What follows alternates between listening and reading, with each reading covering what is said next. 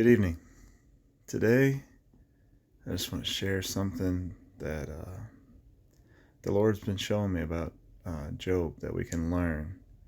Not exactly from him, but his friends. Sorry I missed sharing yesterday.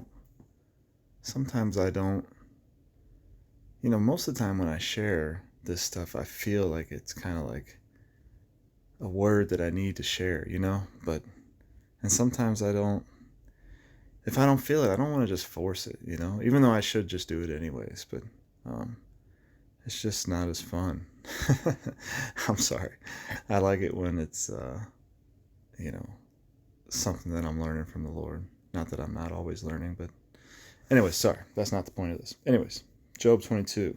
His friend, Eliphaz the Temanite, answers Job as Job is putting forth his complaint, and he says to him, "Is not your wickedness great, and your iniquities infinite? For you have taken a pledge from your brother for nothing, and stripped the naked of their clothing. You have not given water to the weary to drink, and you have withholden bread from the hungry. You have sent widows away empty, and the arms of the fatherless have been broken. Therefore snares are round about you, and sudden fear troubles you." And I think it's really important to see what he's saying right here because, as we said before, Job, the testimony of God himself about Job was that he was an upright and a righteous man, one that feared God and eschewed evil. And it is impossible for God to lie, right? So whatever he said about Job was true. He was righteous. He was a good man. He was one that feared God and turned away from evil. So what's important to see here is that basically, and we do this, when they see that Job is experiencing evil and, he lost his children, he lost all his stuff, he lost everything really that he could lose besides his wife and himself. And then even he himself at this point is covered with boils and sores and he's afflicted severely.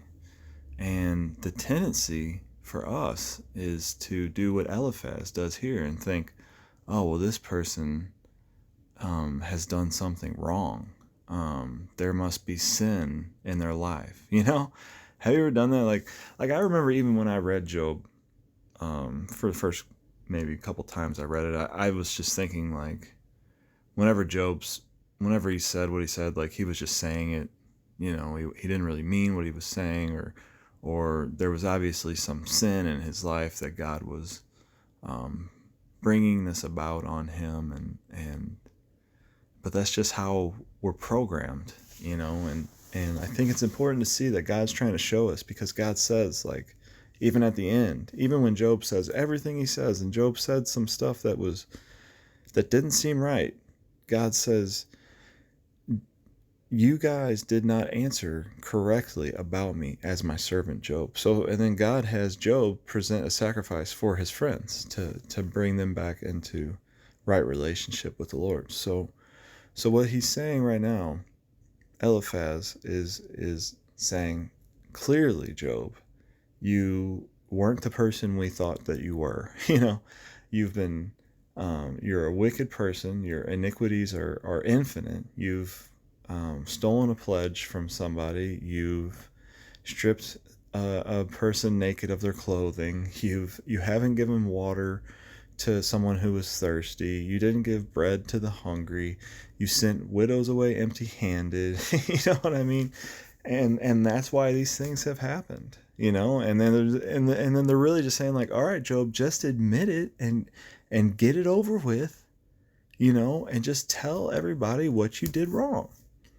And Job, he knew, no, I did these things, So it's important for us to learn that bad things happen to good people, Christian people, and it doesn't have to have anything to do with their sins or their sinfulness. And if they remain in affliction, it's not because they've done something to displease God, it's because God has some greater purpose to show. As we see in Job, I mean, man, it's awesome what God did with Job. And it's a book of the Bible. Like Job, like I would go through it if I could get in the book. You know what I mean? So, anyways, just wanted to share that. Thank you. Bye-bye.